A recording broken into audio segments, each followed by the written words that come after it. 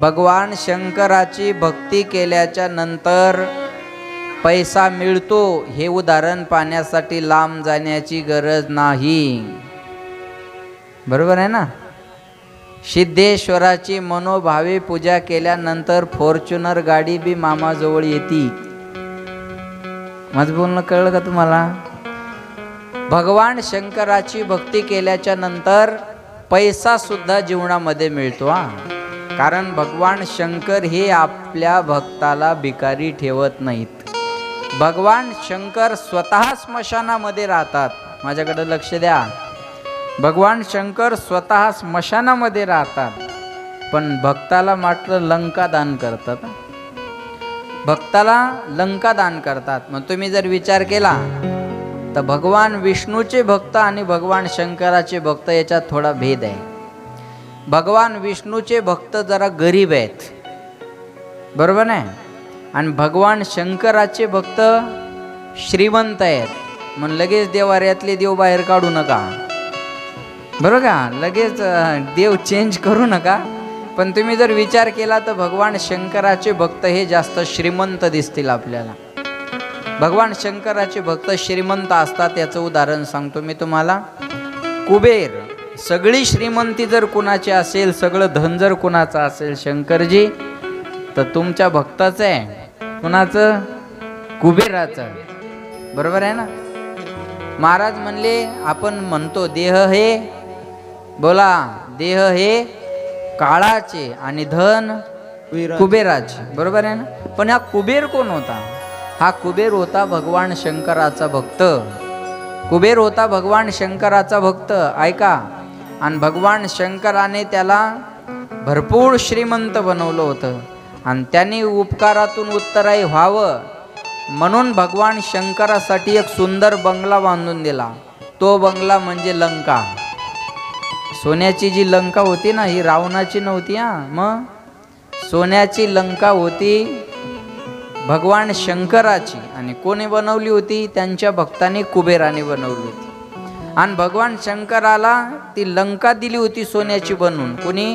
कुबेराने, ऐका. पण एवढ्या मोठ्या घराची वास्तुशांती करायची म्हणल्यावर तेवढ्या थाटामाटातच झाली पाहिजे ना. जसं घर असेल तसा वास्तुशांतीचा कार्यक्रम असतो, बरं का? मग वास्तुशांती करायची.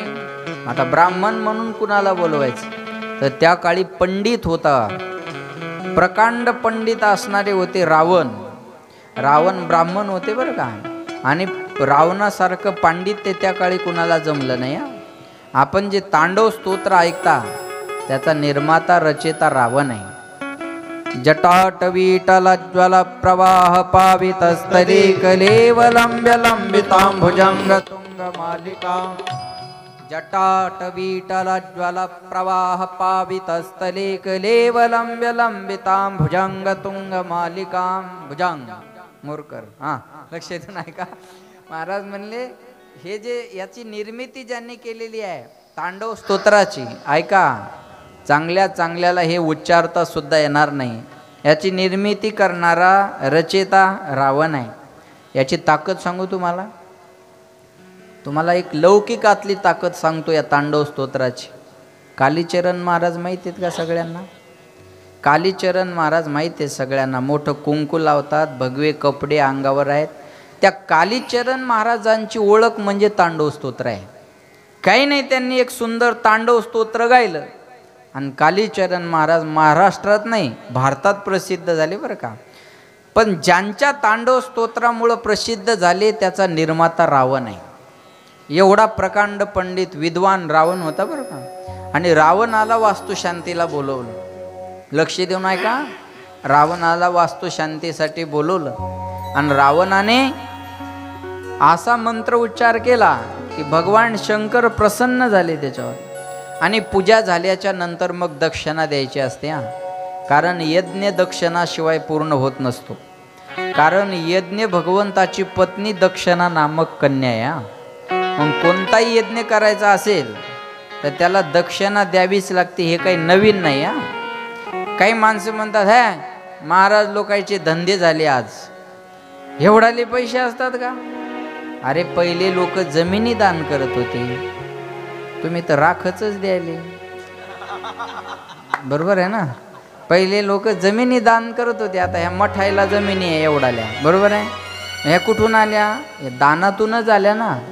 पहिले लोक भूदान करायचे, म्हणजे जमीन दान द्यायचे. दुसरं सुवर्ण सुद्धा दान द्यायचे. विशाल महाराज सुवर्ण सुद्धा दान करायचे. सोनं दान करत नव्हते का? बोला. आज आपण जर विचारलं जुन्या माणसाला तर भगवान बाबाच्या पायावर सोनं जमायचं. माणसं भीमसिंग महाराजांच्या चरणावर सोनं जमायचं. एवढंच नाही आहे, आज शास्त्रीजींना मला सुद्धा लोक अंगठ्या घालतात. तुमचं गावच अपवाद आहे. नाही म्हणजे आहे ते खरं बोलाय, आपला अडचण का लक्ष दे नाही का. अंगठ्या का आता दानाच आलेली आहे ना, अंगठी घातलेलीच आहे, बरोबर आहे ना. सुवर्ण दान एवढाले दान धर्म. म्हणजे पहिले दान धर्म करायचे लोक. म्हणजे आजच आहे नवीनच आपण करतो असं काय नाही. कारण यज्ञ हा दक्षिणेशिवाय पूर्ण होतच नाही. कारण यज्ञ भगवंताचं आणि दक्षिणा नामक कन्येचं विवाह लग्न झालेलं आहे. आपण भागवतामध्ये ते उदाहरण ऐकलेलं आहे. मग दक्षिणा द्यायची. आता काय दक्षिणा द्यायची? मग भगवान शंकराने रावणाला विचारलं, बोलो भूदेव आपको क्या चाहिए दक्षिणा में, सांगा तुम्हाला काय दक्षिणा पाहिजे. भगवान शंकराने म्हटल्यानंतर रावणानं सांगितलं, द्याल का मला दक्षिणा. भगवान शंकर म्हटले, मी एवढा प्रसन्न आहे की तुम्ही जे मागाल ते द्यायला तयार आहे. मागाल ते द्यायला तयार आहे. मग रावणानं सांगितलं, मग एवढे जर माझ्यावर प्रसन्न असाल तर ज्या बंगल्याची वास्तुशांती मी केली तो बंगलाच तुम्ही मला देऊन टाका. म्हणजे ज्या घराच्या वास्तुशांतीला ब्राह्मण आले ते घरच नावावर करून घेऊन गेले. बरोबर आहे का नाही? ऐका, असं म्हणतात, मन आहे, बामणाला दिली वसरी, बरोबर आहे ना. ही मन आहे अशी, हळूहळू पाय पसरी. अशातलं झालं का नाही? मी हे त्या ब्राह्मणाचं सांगतोय बरं का, त्या लंकेच्या रावण. आणि मग भगवान शंकराने क्षणाचाही विचार न करता आपली लंका रावणाला बहाल केली, दान देऊन टाकली. म्हणजे अर्थ सुद्धा मिळते. जिजयाची ते वासना, जिजयाची ते वासना, जिजयाची ते वासना, जिजयाची ते वासना, पुरवणे त्याची क्षणा, पुरवणे त्याची क्षणा, पुरवणे त्याची क्षणा, पुरवणे त्याची क्षणा, पुरवणे त्याची क्षणा, पुरवणे त्याची क्षणा, त्रिभुवने त्रिभुवने उदार भोळा राजा शिवशंकर, भोळा राजा शिवशंकर, भोळा राजा शिवशंकर, भोळा राजा शिवशंकर, भोळा राजा शिवशंकर, भोळा राजा शिवशंकर, शिवशंकर, शिवशंकर. टाळ्या वाजवा, जोरदार टाळ्या वाजवा. काय सुंदर प्रमाण म्हणलं भगवान शंकराचं. आणि शंकरानेच म्हणलं बरं का, त्यांचं नावही शंकर आहे. जी जयाची वासना. महाराज म्हणले पुढं काय? वा वा वा, लक्ष देऊन आहे का, फार गोड. नाना, जी जयाची वासना पुरवणे त्याची क्षणा. भगवान शंकराचा स्वभाव कसा आहे? पाकिट भरा म्हणलं की लगेच महाराजांना सांगायचं आणि मामान भरायचं. असं नाही खाली कपाटात ठेवले कुठं ठेवले किती द्यायचे. मी मला किती तुम्ही सांगा हो, मला काय कळतं त्याच्यात, तुम्ही सांगा. बरोबर आहे का नाही? मामाचा हात बी असा मोकळा आहे बरं का. त्यांना म्हटलं एवढं भरा, हां लगेच, काहीच अडचण नाही, भरा, भरले. जी जयाची वासना पुरवी त्याची क्षणा. महाराज म्हणले या त्रिभुवनात भगवान शंकरासारखा उदार राजा दुसरा कोणी आहे का? कोणी नाही म्हटले, लक्षात ठेवा बरं का. अहो किती एका तांब्याभर पाण्यावर खुश होणार आहे तो, बरोबर आहे का नाही? जयाची जी वासना असेल, सांगितलं त्या क्षणाला ती भक्ताची वासना पूर्ण करणारं दैवत जर कोणतं असेल तर भगवान शंकर आहेत. लक्षात ठेवा. म्हणून भगवान शंकरानं ती लंका रावणाला दिली, बरोबर आहे ना.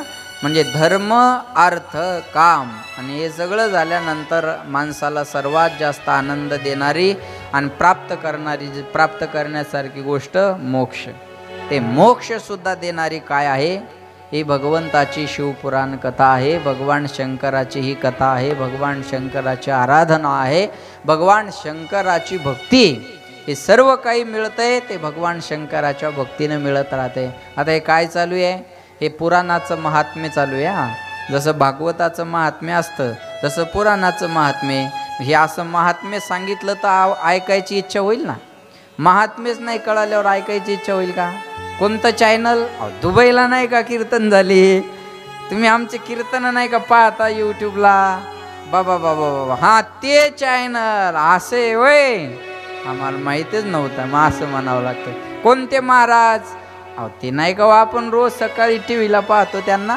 झी टॉकीजवर कीर्तनं झाली त्यांचे, मागे एक क्लिप व्हायरल झाली त्याची, बरोबर आहे का नाही.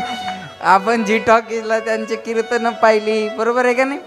मग चांगली व्हायरल झाली असं नाही. आपण त्यांचे कीर्तनं टी व्हीला पाहतो, यूट्यूबला ऐकतो. ते हिंगोलीचे महाराज नाही का हो, दरवर्षी दाऊदपूरला कथा यायची त्याची, मामाला दुसरं कोणी भेटना. काय करता आता, आम्हाला काही बोलता येईना आणि त्याला कोणी भेटना, बरोबर आहे का नाही. ते महाराज नाही का हो, हां मग त्यांची कथा आहे ते सांगणार आहे बा, ते वय मग आम्ही औरंगाबादवरून बी येणार आहे का नाही. आम्ही दाऊदपूरला दिवाळीला नाही पण नागपंचमीच्या यात्रेला जाणार. ते महाराज आहेत ना, मग आम्हाला ऐकायचं. मामाला म्हणलं ना, मामा महाराज बदला आता, नाही हो ते लोक तुम्हालाच पाहिजे म्हणतात, बरोबर आहे का नाही. मग ते महाराज, मग ही काय झाली महती. कोणते गणेश महाराज, ते नाही का नाकंस नाही वाजवतात ते आहे का नाही, ते गणेश महाराज. बरोबर, हां ते आहे, बरोबर बरोबर. कोण संतोष महाराज, ती नाही का काळी पेटी आहे त्याच्याजवळ मोठी, आधी काळी पेटीच म्हणतात मोठी आहे का. कोण संतोष महाराज, ते आई माझी गाणं ऐकलं का आपण, हो. त्या गाण्याला ज्यांनी संगीत दिलं, ज्यांनी स्वतः त्याच्यामध्ये सिंथेसायझर वाजवलं, त्यांच्याकडं स्वतःचा स्टुडिओ आहे आणि त्यांच्या स्टुडिओमध्ये ती कॅसेट रेकॉर्डिंग झाली. माणसं म्हणतात असं ते आहेत का ते, हां मग ते संतोष महाराज. मग ही काय झाली, त्यांची महती झाली त्यांची, बरोबर आहे का नाही. ही त्यांची झाली महती. तसं या पुराणाची पण महती सांगावी लागेल ना, बरोबर आहे का. पुराणाची पण आपल्याला महती सांगावी लागेल. महती सांगितल्याशिवाय माणसाला त्या पुराणाचं महत्त्व कळणार नाही. महती म्हणजे महत्त्व, बरोबर आहे ना.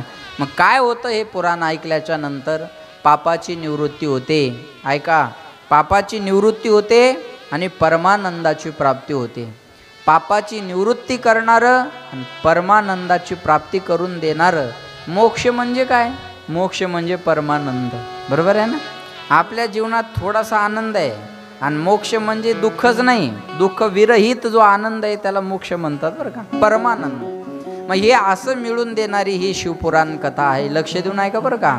आणि महाराज म्हणतात या शिवपुराण कथेमध्ये किती ताकद आहे.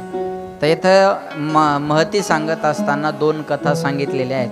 त्याच्यामध्ये पहिली कथा सांगितली किराताचं नगर आहे आणि त्याच्यामध्ये एक देवराज नावाचा ब्राह्मण आहे. भागवतामध्ये आत्मदेव नावाचा ब्राह्मण होता आणि इकडं देवराज ब्राह्मण आहे. जवळपास कथा साधर्म्य असतो याच्यामध्ये, बरं का. आणि हे लक्ष देऊन ऐका, ही कथा कुठं चाललेली आहे, शमिक लक्ष देऊन ऐका. ही कथा चाललेली आहे नैमिष्य अरण्यामध्ये. सर्व कथा नैमिष्य अरण्यातच झालेल्या आहेत. आणि कोण कुणाला सांगत आहे, तर सूत महाराज शौनक आदी ऋषीला सांगत आहेत. आता सूत कुणाला म्हणतात, आई, लक्ष द्या, आई ब्राह्मण आहे आणि बाप क्षत्रिय आहे आणि यांच्यापासून ज्याची उत्पत्ती झाली त्याला सूतपुत्र म्हणतात. आई ब्राह्मण आणि बाप क्षत्रिय यांच्यापासून ज्याची निर्मिती झाली त्यांना म्हणतात सूत. मग या सूतांकडं कामच होतं कथा सांगणे. मग सूत महाराज शौनक आदी ऋषींना ही कथा सांगतात. सहस्र सममासत, 1000 वर्षापर्यंत चाललेलं हे सत्र आहे, बरं का.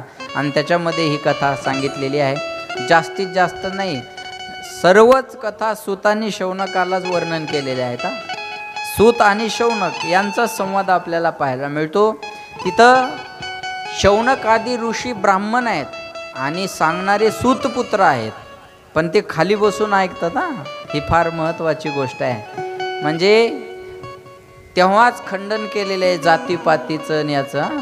जातीपातीचं खंडन केव्हा झालं? या पुराणाच्या वेळेस तेव्हाच झालेलं आहे. सांगणारे सूतपुत्र आणि ब्रह्मवृंद खाली बसून ऐकतात. लक्ष देऊन ऐका बरं का.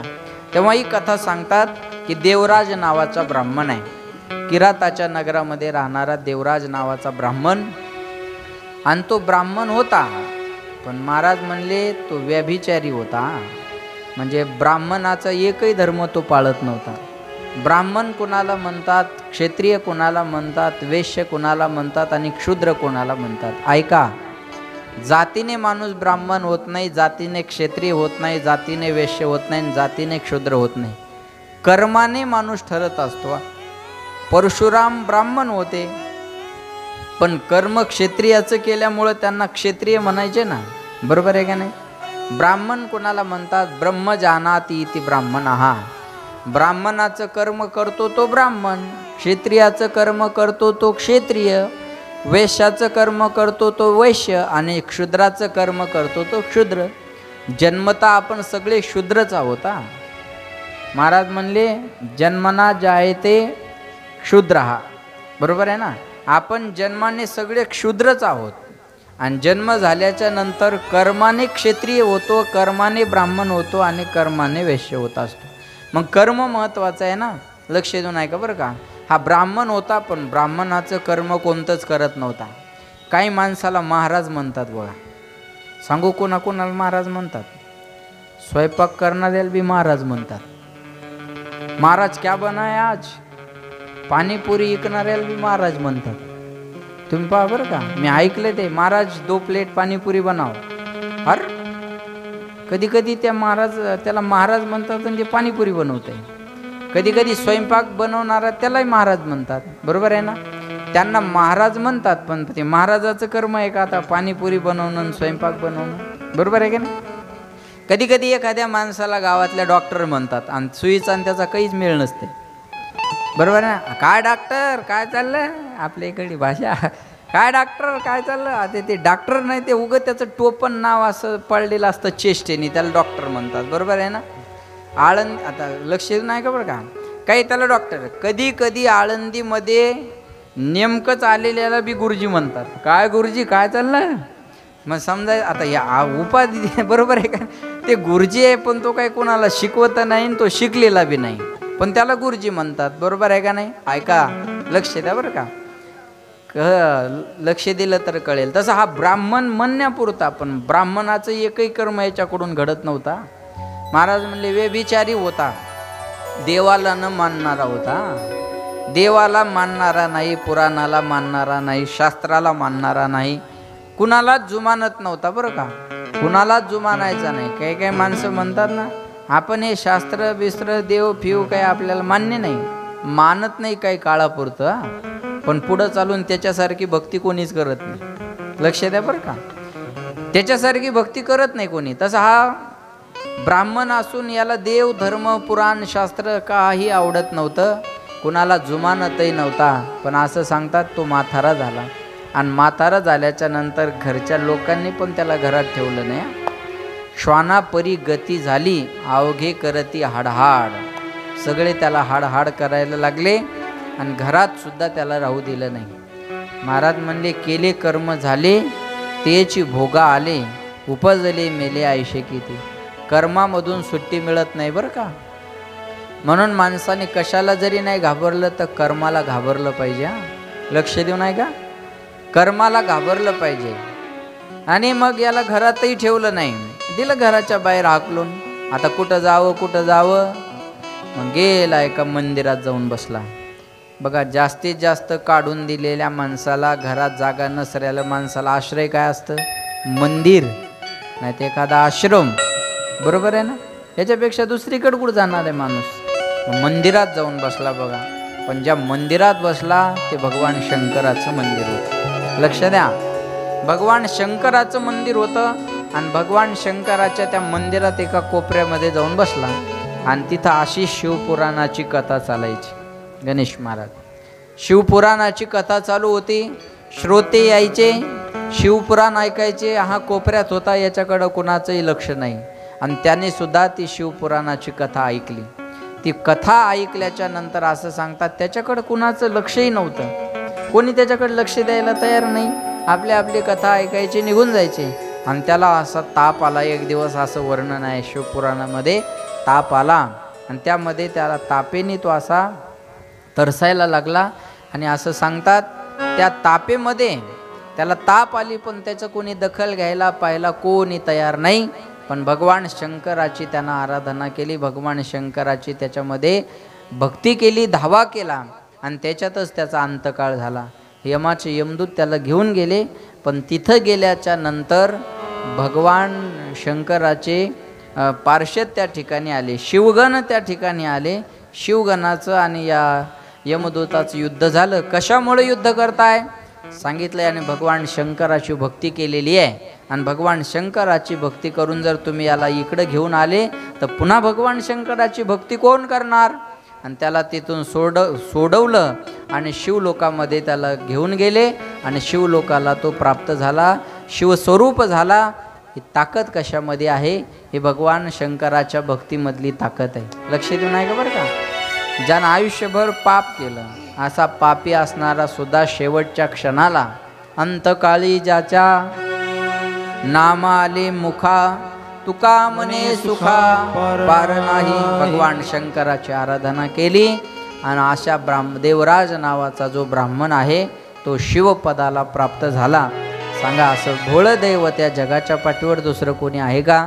आणि अशा भगवान शंकराची ही परम मंगलमय कथा, शिवपुराण कथा आपल्याला अजून ऐकायची आहे. कथा नाही, याच्यात अजून एक कथा पुराणाच्या महात्म्याची सांगितलेली आहे, पण ती आपल्याला आज नाही ऐकायची, ती आपल्याला उद्या ऐकायची. आज पहिलाच दिवस आहे, पहिला दिवस जास्त वेळ घेणं मलाही उचित वाटत नाही, बरोबर आहे. उद्यापासून बरोबर 2 ते 5 या वेळेत आपली ही कथा होणार आहे. लक्ष द्या. डॉक्टरकडे गेल्यानंतर डॉक्टरने पहिल्यांदा गोळी द्यावी, म्हणा हे 2 गोळ्या घेऊन जा, सकाळ संध्याकाळ खा. नाही बरं वाटलं तर उद्या या, बरोबर आहे ना. आणि उद्या आल्यावर काय म्हणावं, गोळ्या नाही राहिल्या, आज इंजेक्शन देऊन पाहू, नाही बरं वाटलं तर मग परवा या, बरोबर आहे ना. मग इंजेक्शन द्यायचं, इंजेक्शनानं नाही बरं वाटलं की नाही, 2 गोळ्यात माणसं नीट होतात, तुम्हाला इंजेक्शन देऊन घ्या बा, स्लाईन घ्या, आणि मग स्लाईन द्यायचं, बरोबर आहे का नाही. आणि स्लाईन दिल्याच्या नंतर जरी नाही बरं झालं तर मग डॉक्टर म्हणतात, हे बघा आज आता हा स्लाईनचा डोस आहे, आणि नाहीच बरं वाटलं तर उद्या रक्तलघवी आपण चेक करू, बरोबर आहे ना. रक्तलघवी आपण चेक करू, आणि रिपोर्ट आल्यानंतर तशी ट्रीटमेंट आपण देऊ. तसं आजच्या जेवणाचा आपला रिस्पॉन्स पाहून तुम्ही किती क्विंटल हाणता त्याच्यावर आपण उद्याची कथा ठरवूयात, आहे का नाही. आज आपल्या जेवणाचा रिस्पॉन्स, ऐकण्याचा रिस्पॉन्स, आज पहिलाच दिवस असून जवळपास 70% मंडपात संख्या आहे. उद्या आता हा मंडप रिकामा राहणार नाही याची मला शाश्वती आहे. म्हणून आज आपण पहिल्यांदा गोळ्या, उद्या इंजेक्शन, परवा स्लाईन, मग ऑपरेशन, काय जे असेल ते. पोट दुखायला एखाद्याचं डॉक्टरकडे गेलं की डॉक्टरनं काय म्हणावं, पोट दुखायला, पंक्तीचं जरा कमी जास्त झाला असन त्याच्यामुळं दुखत असन, हे गोळ्या घ्या राहून जाईल. नाही तर डॉक्टरकडं हा पोट दुखायचं म्हणून गेला, पोट दुखणं अवघड असतं, मुतखडा असू शकतो, अपेंडिक्स असू शकतो, नाही तर किडनी बी फेल असू शकते, काहीच सांगता येत नाही. अरे मरण ना तो पेशंट, बरोबर आहे का नाही. त्याला येऊ दे, बसू दे. तसं आज आपला पहिला दिवस आहे, म्हणून आजची कथा आपली या ठिकाणी विराम घेते आहे. उद्या आपल्याला मूळ ग्रंथामध्ये प्रवेश करायचा आहे. उद्या वा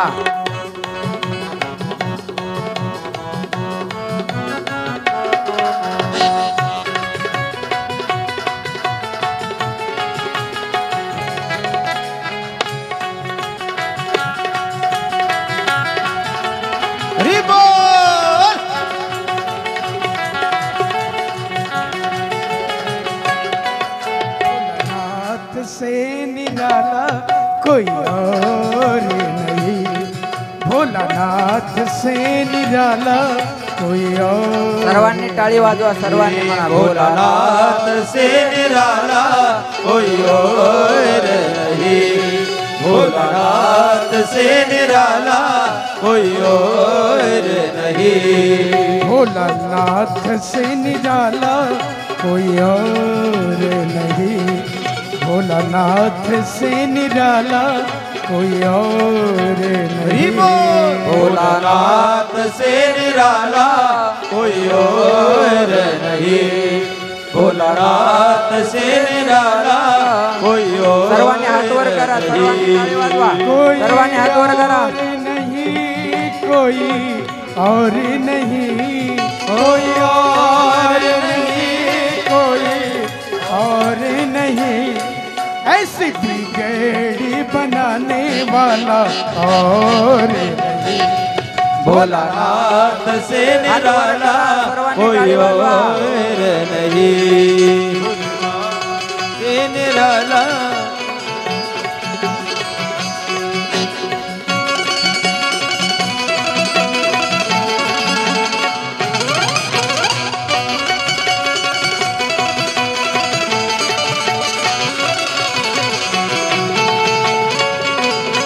हरिपो जय हो।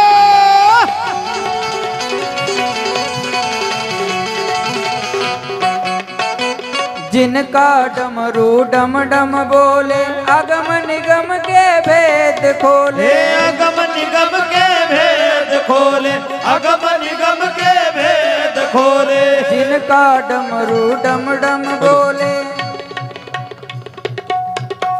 जिनका डमरू डम डम बोले, अगम निगम के भेद खोले। अगम निगम के भेद खोले, अगम निगम के भेद खोले। ऐसा डमरू बजाने वाला, ऐसा डमरू बजाने वाला और नहीं, भोलानाथ से निराला कोई और नहीं। भोलानाथ से निराला कोई और नहीं, भोलानाथ से निराला कोई और नहीं।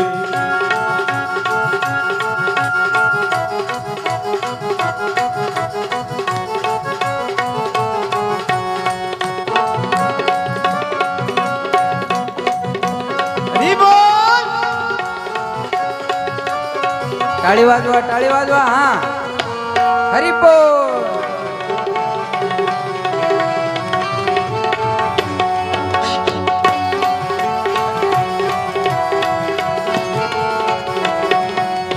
काया जब जब करवट बदले, पाप चमकते अगले पिछले। पाप चमकते अगले पिछले, पाप चमकते अगले पिछले। काया जब जब करवट बदले, पाप चमकते अगले पिछले। पाप चमकते अगले पिछले, पाप चमकते अगले पिछले। अब मुझको बचाने वाला, अब मुझको बचाने वाला और नहीं, भोलानाथ से निराला कोई और नहीं। भोलानाथ से निराला कोई और नहीं, भोलानाथ से निराला कोई और नहीं, भोलानाथ से निराला कोई और नहीं। शंभो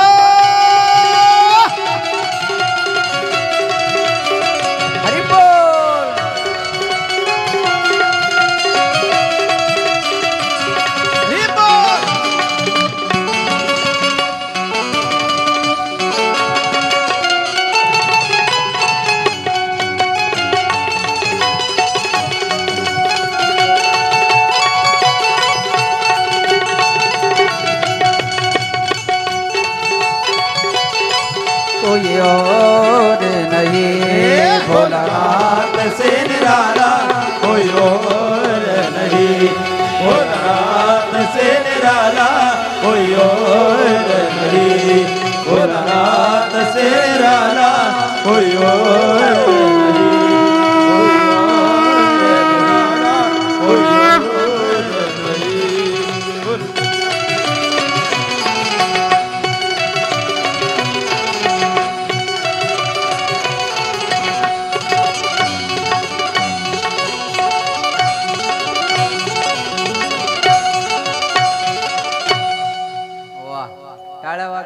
उभे राहा सर्वांनी, उभे राहा सर्वांनी, उठा.